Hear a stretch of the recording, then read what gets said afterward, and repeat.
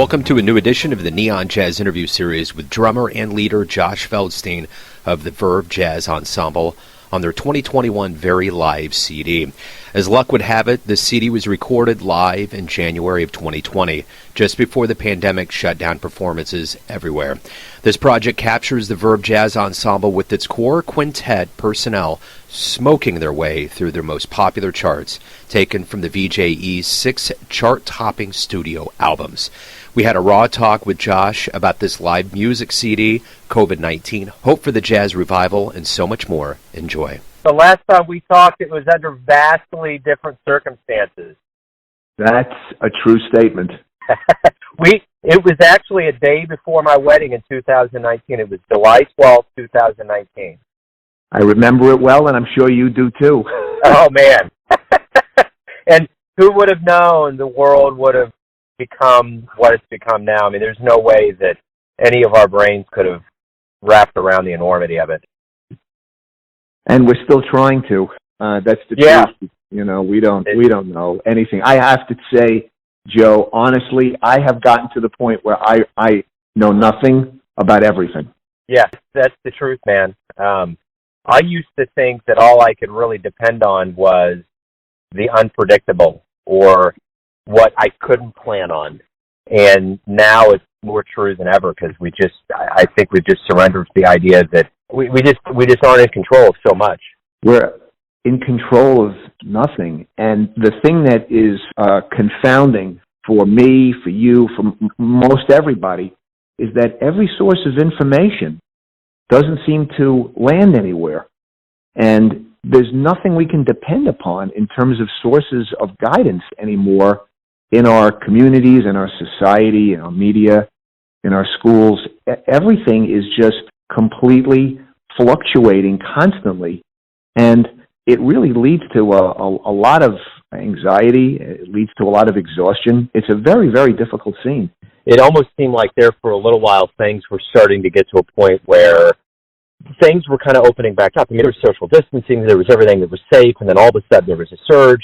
And, Fauci said the walls are closing in, and I think that's the thing that's interesting that you said. We can't really depend on anything really because it fluctuates, but the amount of disinformation that came from this previous administration and the amount of disillusionment that was put out there, the fact that basic things were politicized, the fact that people genuinely who already have a hard time because, Americans are already neurotic before this, and then, you take all of these factors. I remember in April, my son and I got very desperate because the baseball season ended, and that, now that seems like a million miles away, but that was shocking. So it's like, what are we going to do now? So we started watching bowling. And I remember one night I had the TV turned down, and I was watching an ad from the CDC, and it was showing how, you're supposed to stay away from people, not shake hands, not do this. And I was thinking, in the matter of a month, our entire realm of human interaction and everything we've been taught since we were children was totally revoked. And that was the most Orwellian dystopian vision that I saw. I was like, and of course, things have gotten mutated so much since last April, but I remember just in the early goes, it's like all of the things that we've done that have been healthy have been taken away. And now we have to police each other as to whether or not we're actually following these customary guidelines to halt this virus that is just spreading like blood in a weird horror film. Oh boy, you just really nailed it. I couldn't agree with you more. And I would add one other tag to it, which is that when we've been subjected as a society to huge trauma, for example, during wartime, one of the things that people had was the arts. They had music. They had the ability to socialize. They had the ability to let it rip once in a while and get some of this energy and anxiety and confusion out, and they could connect with other people. This is a time where that's been taken away. So not only are we going through this trauma, but there's really very little pathway in terms of even temporary satisfaction or resolution relative to our emotional condition. And that's unbelievably traumatic. Yeah. Think about it. The one remaining thing, you can't go to the movies, There's no entertainment, the music scene, socialization, partying, gathering. You can't do it. I mean, you can do it, but you can't really do it. Yeah, I think about that scene from Apollo 13 when he took that box and he just dumped it on the table and he said, "We got to get home. What are we going to do?" And I think that box that we have right now, there's like nothing in it. There's like a bolt and a piece of used tape. I know. You got to maintain a sense of humor because it is an absolute booster, man. I'll give you some good news here. The things, I will tell you one thing right now, and I am eternally grateful for the way my life has turned out, and I got to cover you jazz cats, because you jazz cats are already raw. This time period is an incredibly raw time, and I've actually had a lot of these interviews on speaker for my son and stepdaughter to hear. And I never used to do that, but this is a part of our lives, and, everybody's out of school and all of that. So the resounding tenor and timbre of all of these voices have been optimistic, have been looking forward. We're going to get back to it. So I think in a cathartic, therapeutic way, there's been so much that's been, as much as I feel like I get from you guys, I hope that there's some kind of interchange. And I think that during this time, it's almost like talk therapy. There's a level of this where if we don't acknowledge the monster in that Jedi chamber, we're not going to defeat it. And the closer that we get to realizing that at the end of the day, there are things that are probably realistically going to come out of this that are going to be so magnanimous that we can't even conceptualize it right now, as bad as it is. Like the Roaring '20s came out of World War II. Other levels of creativity have come out of adversity and strife.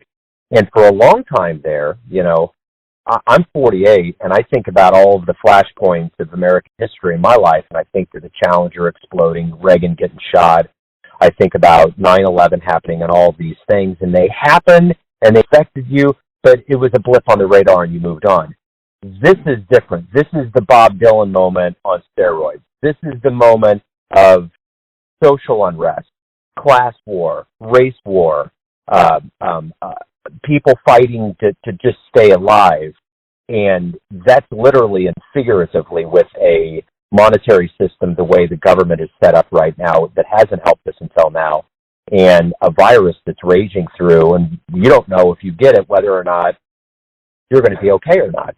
So if there was ever a moment that we need to look in the face of our creator and any deity that exists out there and say, I got it, and this is what I'm going to do in response, and this is what I hope I can tuck in my back pocket as a lottery ticket, I don't know that there's ever going to be a flashpoint in history that's going to be like now.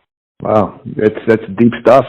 You've obviously been doing a lot of reflecting, Joe. I respect you enormously, and it's like we have to pull from the depths of our psyche and our spirit to be able to find the strength and to organize our brain around what we're facing enough to be able to put one foot in front of the other and continue moving forward. You have to create some type of a model that makes sense to be able to keep moving forward in a positive way.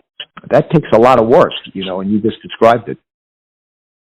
I remember when I had my son, at the time I was working at a home health care outfit, and I was the IT director. And I remember they threw me a shower for him, and one of the people that worked there, she came up to me and she said something I'll never forget. She said, no matter what you do, be honest with your kids. That's it. No more explanations, nothing, just whatever you can do in any situation, be honest. And I think that's the thing that's been so detrimental in this process, is that we've been lied to so much.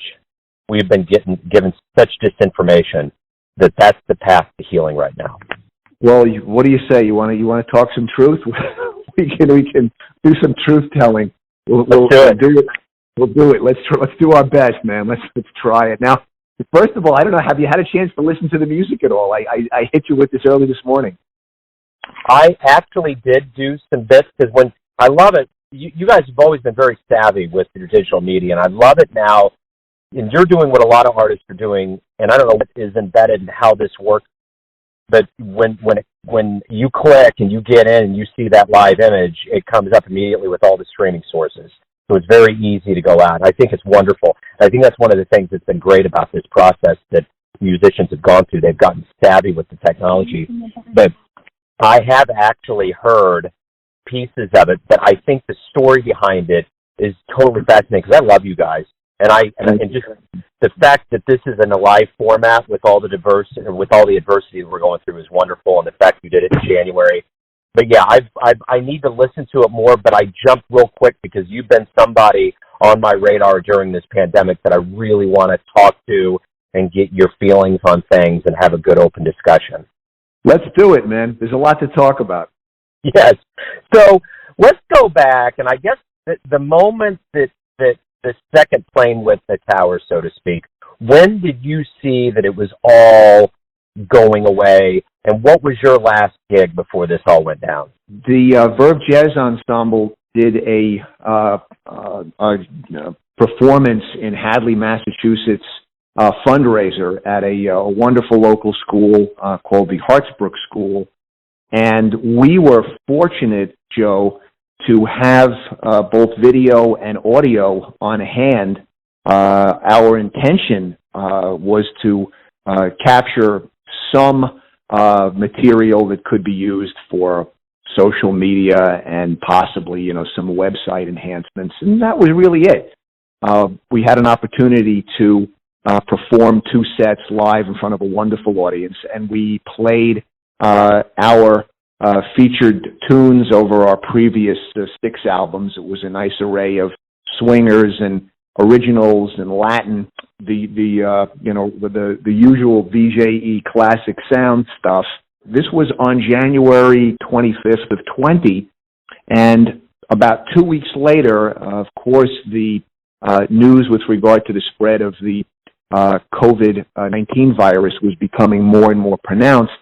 And literally a couple of weeks after that, as we all know, everything shut down from the standpoint of music. And here in the New York metropolitan area, Broadway closed, all the big clubs closed, the Village Vanguard closed, and that's when we knew this was really going to be a long haul.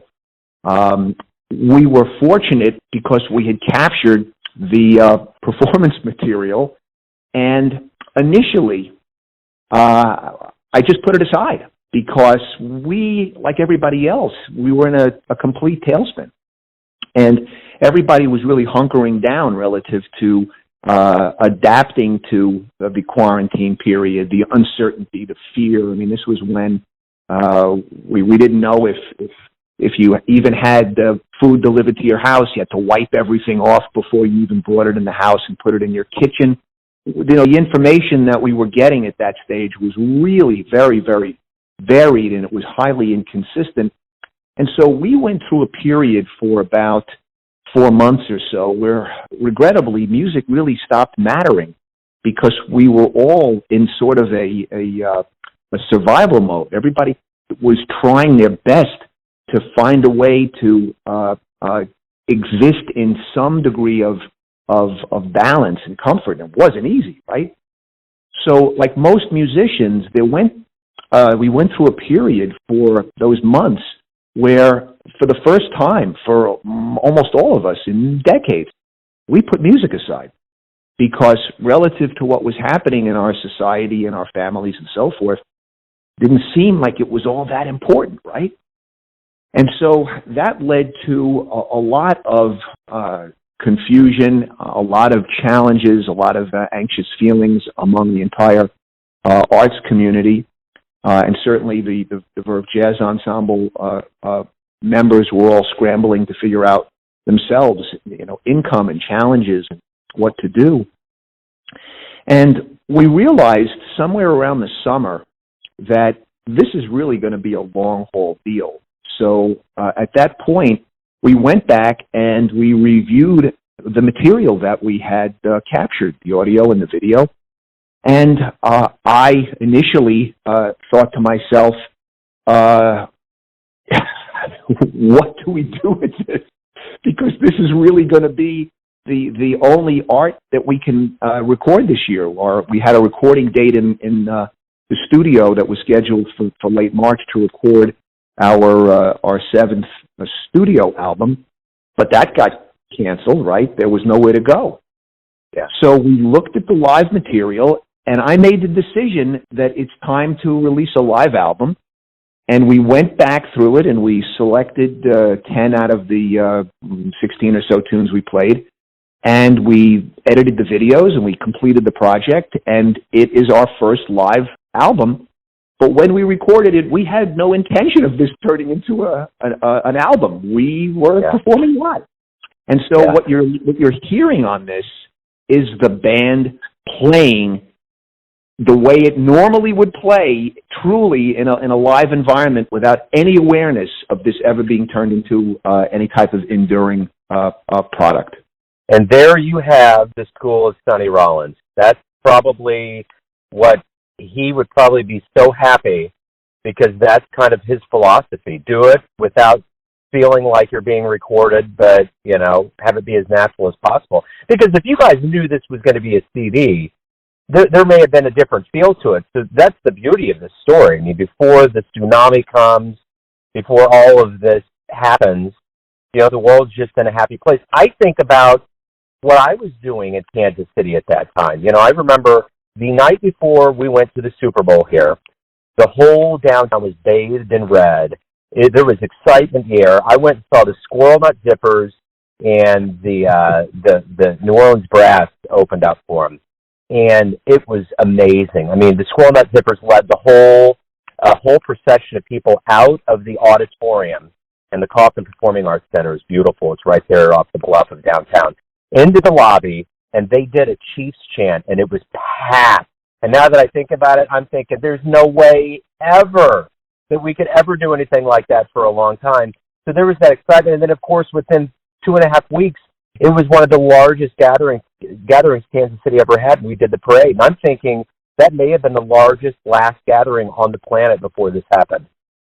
You know, when you describe this, and I think about our mindset when we recorded or performed back in late January, Joe, everybody was in a state of complete innocence relative to any and all of this pandemic stuff. And so what you really see is this expression of pure innocence, pure expression, without any reservation, concern. That whole gestalt of that cloud, it didn't exist then. So what people expressed was really the kind of a real pure, essential element of who and what they were. And it's a fascinating thing to look at now, because we realize how much freedom we've actually lost in all of this. You know, if you go back and you look at movies from, you know, 3 years ago, 5 years ago, 10 years ago, people, no masks, no social distancing, they did whatever they did. And there was a sense of unbelievable freedom that nobody really we all took it for granted. Nobody ever looked at it as anything particularly special. Yeah. We look at it now and we think, oh my God, you know, look at what we've lost in terms of our freedom. It's really amazing. It's mind-blowing. And I think that's the thing, my hope for the younger generation, and with you having kids too, that they develop some level of resiliency. You know, I remember several winters back, there was a string of like 6 Wednesdays that we had off. They literally, just the weather would hit just right, and Wednesday it was off. It was like, oh my God, here we got a Wednesday. And I think, wow, now that's nothing. I even remember, before this all happened, I got my son into hockey, and we started watching the St. Louis Blues. And there was a game in San Jose, and there was a player, and it was in early March, that had brain aneurysm, and he collapsed. And I didn't quite know what was going on, and we're trying to figure it out, and they canceled the game. And I remember I went out to my wife after my son fell asleep, and I said, they just canceled a hockey game. Like, not that they shouldn't have, but you don't see that. You never see things get canceled, especially sports, when there's money to be made in this capitalistic world of ours. No way. And I remember coming out kind of being shocked, and then I remember recounting that story as the summer came around. I'm like, look at our lives now. All of these seasons are upended. hundreds of games gone, and I was talking about that one game in that old BC, as I like to call before Corona era. And that's it, man. That's just where we're at. It's like there's nothing right now that would be surprising. And I think that's the reason why all this buffoonery and lying and conspiratorial talk was just something that was just another level of our reality. It turned into a Mike Judge film. It turned into a dystopian novel that was shaken up by a satirist. It was this thing that was like, still, I think we're coming out of the real hardcore buffoonery of all of that. And it's unreal that we had the amount of things thrown at us. And most of these people, especially in New York, were losing their places and losing and not getting rent and not getting checks sent. That, to me, I mean, of all of the things that have happened, of all the deaths and all of the transgressions against humanity, the things that large cities have had to go through when other civilized countries around the world have been getting checks and support from the government, no one's in control of this. How in the hell were we ever supposed to get a foothold on something that ravaged through and everything got closed down? How in the world can you say pull your bootstraps up when there's no bootstraps? We didn't even have shoes. We're like all barefoot and cold. You know, that's the thing to me that blows my mind. When I see these clubs close up, they would never do that in Europe. Europe holds the arts in, it's like a vital part of their world. Think about all of these people that have been in confinement for all these months. Can you imagine if we didn't have Netflix, we didn't have streaming services? Artists, to me, are the frontline workers. If we didn't have that, the dark would be a dark that we don't even want to describe to each other. Well, I completely understand your point of view, and I have to say that we're, unfortunately, as we were talking, before, Joe, we're unfortunately at a point where in previous times of crisis and trauma, there was always the arts for people to gather and socialize and party and be able to blow off some tension and steam and unite. And unfortunately, due to the circumstances, we don't have that. So people are being pushed into this zone of kind of self-resilience, and, it becomes difficult after almost a year. We're running out of gas. So it really becomes even more important to continue as much as possible in terms of pushing our art forward and giving people something to enjoy and continue to hold some degree of hope that we're going to turn the corner on all this and there will be some hopeful resolution and we can return to something that's starting to resemble what we once enjoyed and with a deeper appreciation. That's why I'm leaping so hard when I get email notifications and CDs in the mail. There is regularity. There are bands like you that are putting out music. There are CDs coming out. Things are moving. Things are continuing. And I guess that's my question to you. When we get out of the fog of this and move on and we start getting back into live venues and things start picking back up, how special is this going to be that not only you captured this, but you released it during a time when people were starving for art in their lives? Well, we will look back at these times in 1 year or 5 years or 20 years, and we'll have a very different perspective than we have going through it, right? Going through it is the struggle to put one foot in front of the other on a day-to-day basis, try to make sense out of what's happening. And there really isn't a ton of that kind of meta reflection that you're describing while you're going through it. It's hard. But in 5 years, we're going to have a lot more context. And once that context changes, we'll be able to understand this better. So in the meantime, what are we doing is we're creating a time capsule. That's all we can do. We can simply reflect what is going on now to the best of our comprehension and express it. And it turns into a representation stuck in time that at some point in the future we will reflect on and say, wow, isn't that interesting? And learn from it. And it will give us some deeper perspective.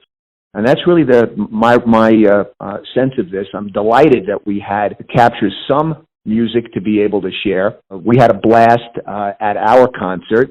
The band really cooking that night. And getting back to your Sonny Rollins comment, it's as a live recording goes. As a musician, you got to be willing to let go of your mistakes too, because I forgot who said it. It was Red Garland or somebody, but it was a great quote, Joe. He said, "I've been listening to my own mistakes on record for 40 years." Yeah. So with a live recording, man, you got to put your ego aside and just let it go, because you get the excitement and you get the crescendos, and then there's also stuff where there's, there are clams and there's flubs and there's thises and there's that. But the essence, the drive, the energy is what carries it, brings it through. And that's what's important. I mean, that truly is the value, the expressive value, I think, of a live performance. Well, I did hear some good news recently that Birdland hit their fundraising goal, which, I'm really pulling for all of these clubs to stay alive. And I guess my question is this. What do you see, what I like to call the revival when everything comes back? What do you see happening as we move forward to get to that point where you do start getting some level of regularity and gigs come back and things start happening again? I believe that there's probably going to be an effusive expression of creativity. I think that you're going to see people taking all of the challenges and dysregulation that we've all gone through for the past year and a half, and it's just going to be channeled into probably some very distinctive new styles of art. I don't doubt that in the music world we're going to start hearing and sensing a very different a blend of genre post-pandemic. I think people are going to do more than just return to what was. I think there's going to be an element of combining some need to process out the challenges of this time in the music, and I think we're probably going to see that. I don't know what it's going to sound like or look like, but I would certainly expect that type of expression. So one thing that I love personally, along with jazz, a lot of different genres, but I love electronic music. And I've noticed that a lot of musicians, there's been a lot here in Kansas City that have done kind of this mincing of electronica. There was actually an organ player, Brian Charette, up in New York, that did a very interesting album that was, the Hammond was in there, but it was electronica and jazz. It was very interesting.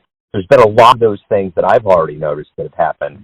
So I'm looking forward to seeing what's going to happen, because I think in the early goes when I interviewed musicians with this, it was almost like this was like a blip on the radar. And then it's become now it's a way of life. Like there was this notion of, when we aren't wearing masks anymore. I don't know when that's going to go away.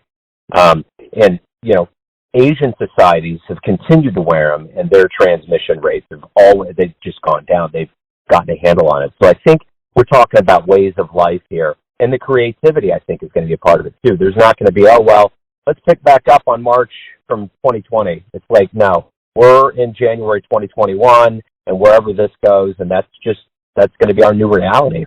I think so. I would agree with that. I think that people are going to bring the need to process out what this last year or more has meant to them in their art.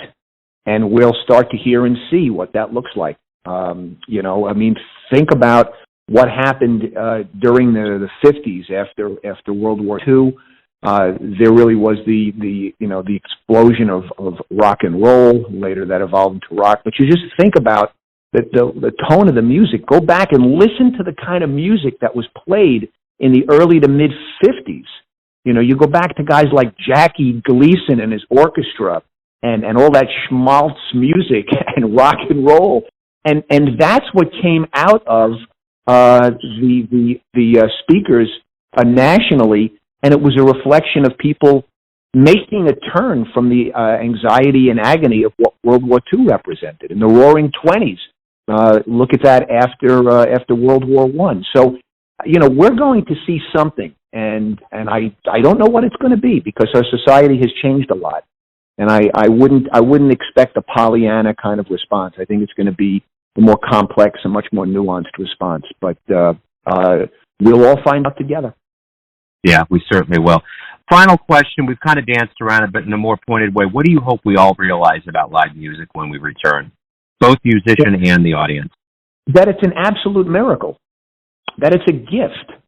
And that it's an opportunity for people to connect on a level of inspiration and in the moment enlightenment, really, because that's what inspired music should be. I mean, you're talking about taking well-trained, hopefully, very, very focused and inspired musicians together in an experience in which they're listening to each other, they're responding to each other, they're engaged with the energy of the audience and the vitality of the music, the history and the legacy of the music.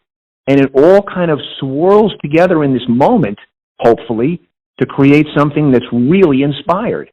And that's what happens in a live environment. And people experience a degree of magic. I mean, that's really what it is. People walk out feeling great, and they are wowed, and they love the technique, and they love the flourishes. But more than anything, they walk out with a certain vibe that comes out of the ability of these musicians to sort of channel from another dimension into people's lives, through their instruments. It's an amazing thing that happens. And nobody's going to take that for granted anymore, Joe. I agree. I've always been very cognizant, even before this, because I would get, passes to shows to watch them. I would always take a minute, and I would just take a deep breath, and I would just,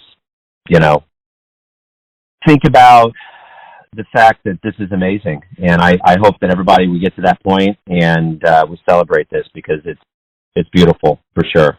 Well, thank you for continuing to drive the narrative, because the arts are not supported nearly to the degree they need to be in this country, and that's really regrettable. I hope that changes. The art form of jazz, is something that really needs all the love and attention it can get from the standpoint of the society, because it's not really a super commonly embraced music anymore. And yet, it's foundational relative to so much of American culture. So what you're doing and bringing all of this to your listeners is fabulous, and we can't thank you enough for the contributions you continue to make to Neon Jazz. Oh, man, it's my pleasure. It's my pleasure. So on behalf of the band, thanks for the music. Good luck with everything, and I look forward to the next conversation that hopefully will be vastly different. Thank you, Joe. Thanks for listening and tuning in to another Neon Jazz interview, where we give you a bit of insight into the finest cats in New York, Kansas City, and spots all over the world, giving fans all that jazz. And thanks to Josh for being a force of jazz. If you want to hear more interviews, go to Famous Interviews with Joe Domino in the iTunes Store. Visit Neon Jazz at YouTube.com, and for everything Neon Jazz all the time, go to the neonjazz.blogspot.com. Until next time, enjoy the jazz, my friends.